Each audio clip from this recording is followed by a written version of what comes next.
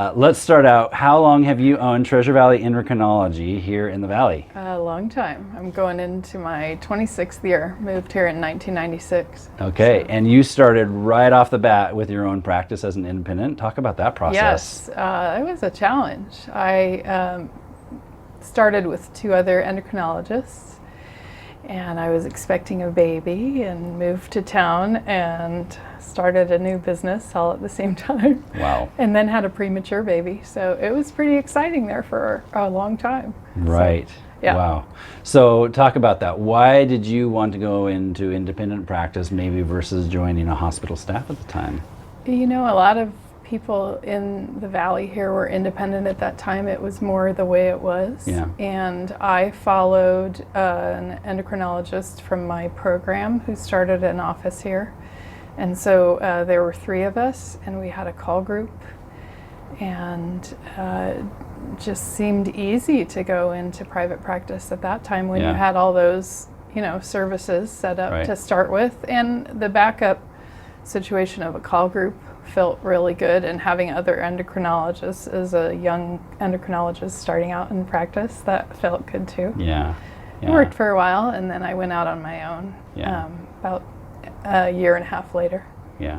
So Well, let's go back a little bit, even before medical school. What drew you into medical practice and pursuing a medical degree in the first place?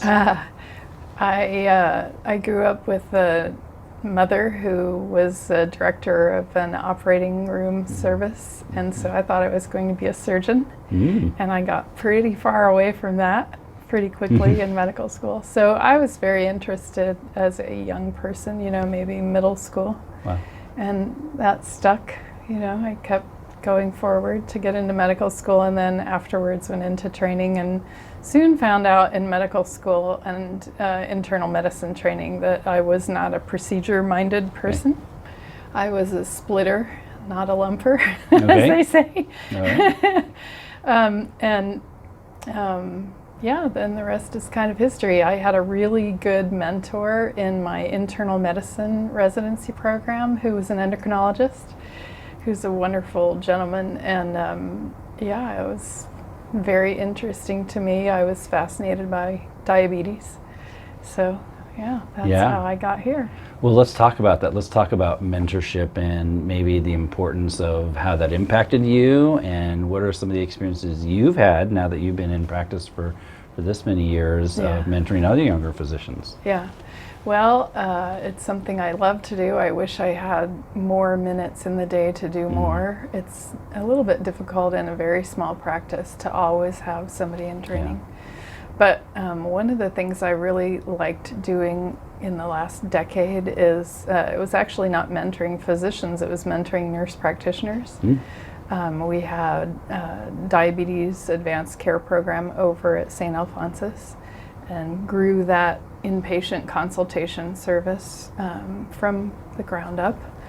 And I really, really enjoyed training them in how to care for an ill patient in the hospital who also had diabetes. Yeah. So it's something I really like to do. Yeah. Talk about some of the interactions you've had with patients that you look back in your career and go, this is exactly what I went into practice for. Oh, that happens pretty often. Yeah. It's success by, I guess you could say, one patient at a time. Yeah. Sometimes I laugh and, say on my tombstone, it's going to say, oh, she was really good at insulin, 1 unit at a time, So success happens, I guess you could say, in very small increments. Sure. But it's still pretty exciting to me where you can take a patient, say, with hypoglycemia unawareness, and especially with the recent technology, really, sometimes you save a life by adjusting their insulin regimen so that they're not having low blood sugars all night long, or using technology in their favor. We have a lot more options now, so that's a pretty exciting time to be a diabetologist, really. Yeah. So what are some of the advances in technology and things that you see maybe coming down the line in the next few years that you think are going to be really revolutionary for diabetic patients and others that have endocrinology issues? Well, I think we're going to continue to leverage technology so that you have more and more emphasis on remote monitoring. and automated systems of insulin delivery. So when I was in fellowship training at Stanford, they first started having the idea that you could sense interstitial fluid to measure a blood sugar. And that self-monitoring of blood sugar technology has gone completely crazy. Now we have glucose sensors that really, really work, and some of them have alarms if you're low. And so I really honestly never thought in my lifetime that I would see it in real time. Yeah. That like today, I could offer a patient a sensor and actually have my staff put it on them and start monitoring within an hour. Yeah. And within 3 days, you can make a positive impact on a patient's life because they don't have to suffer the peaks and valleys of their blood sugars. Yeah. So I never thought it would happen, and it happens more and more. Yeah. And then you have the whole thing that's happened with COVID-19 with the remote monitoring. So I can talk to a patient on the phone or video chat, but I can be looking at their blood sugars all the way up to 30 minutes before the appointment and actually look back and see 30 days of data because I'm, my staff know to a fly I'm kind of a data hound. So I really like to see information backing up the treatment decisions. That's pretty exciting to me. Well, let's talk about that. Let's talk about how has coronavirus affected the way that you practice? Has it accelerated certain things in telehealth, for example, that you would probably not have done otherwise? Yeah, I never did telehealth before, March 27th or wherever the calendar is. So I had thought about it because, a thinking specialty, not a procedural specialty, lends itself to that very nicely.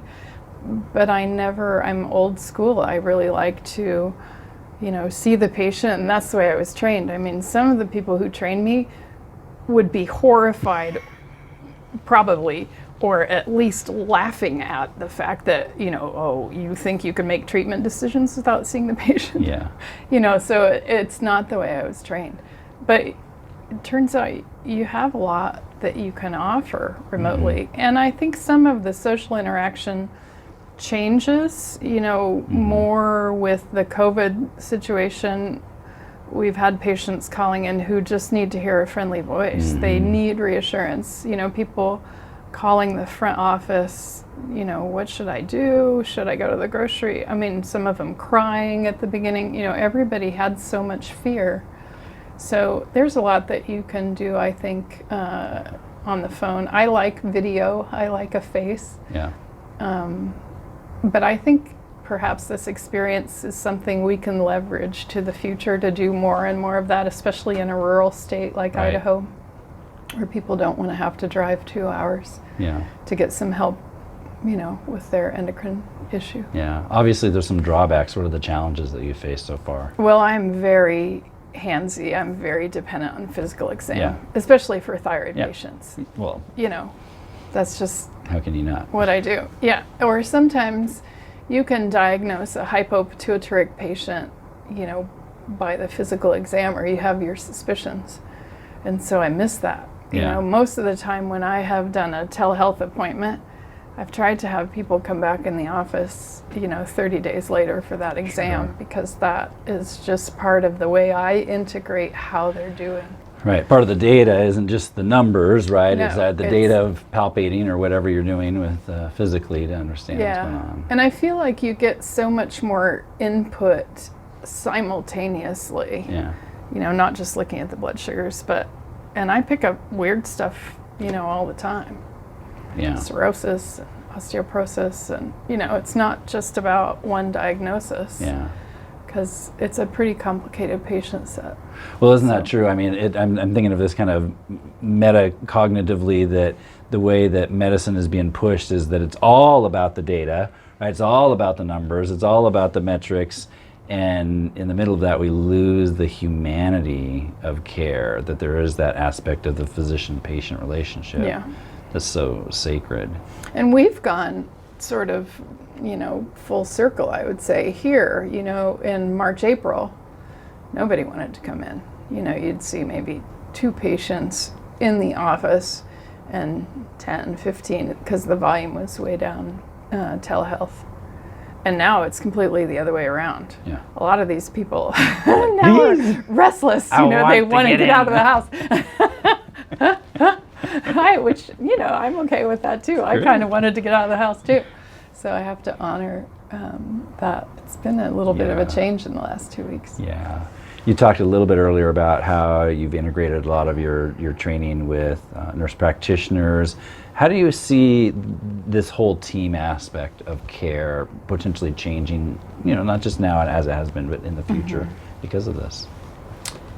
Well, you know, it's interesting. In my youth, and I guess maybe the way it was in the 80s, you know, in medical school, for example, the physician was definitely the team leader. Yeah. You know, and I kind of felt that Teflon bubble around me that if I, you know, wanted to change something, I could change it or be doing that on my own, which is so far from the truth. And so through various experiences, leadership, you know, just working at the hospital, training classes that were offered to me through the leadership at St. Alphonsus, and, you know, just personal experience and aging, you know, I realized I absolutely cannot do this by myself. And that's one thing that being in an independent practice teaches you. And I've done it so long. One of the things that I'm most proud of, I would say, is I like the fact that we're a team here and we have each other's back. We stick together. Yeah. We cross-train. We pull for each other. I have figured out how to get my faxes to go through just barely. I can now schedule a patient. You know, it used to be I couldn't do those things, you know, because I had the luxury of the staff. But then all of a sudden, you know, with COVID-19 restrictions, half the staff went away for a while. And I thought, geez, I don't even know how to schedule a patient. This is not cool. So, you know, you learn the value of the team in various ways. Yeah, for sure. So hopefully you've had a little bit of downtime during this period. Perhaps, did you get to do anything fun, or what do you get to do for fun in the rest of your life? Well, I am a person who likes to travel a little bit, and so that has gone on the back burner. Yeah. But we have gone up into the mountains a couple times, and you know, I love hiking with my dogs, and frankly, some of these extra moments off, I have caught up on sleep. That's always nice. Great. That sounds crazy when you like your sleep, but as you get older, I definitely enjoy that. More and more. And, you know, I would say I'm just looking forward to the future. I learned to fly fish last summer with my husband. I'm looking forward to doing that. You know, just trying to find new fun things to do. And I want to see the United States. I've never been to the Grand Canyon. Yeah. You know, there's so much I want to see. Good. Travel in the U.S. sounds good too. Yeah. Anywhere in the U.S. Yeah. Right? Yeah. So, whenever we can, anyway. Yeah. Exactly. Well, good. Well, thanks for your time and thanks for your service to the Treasure Valley. Yeah. Thank you. It's been a really great ride and really fun. Good.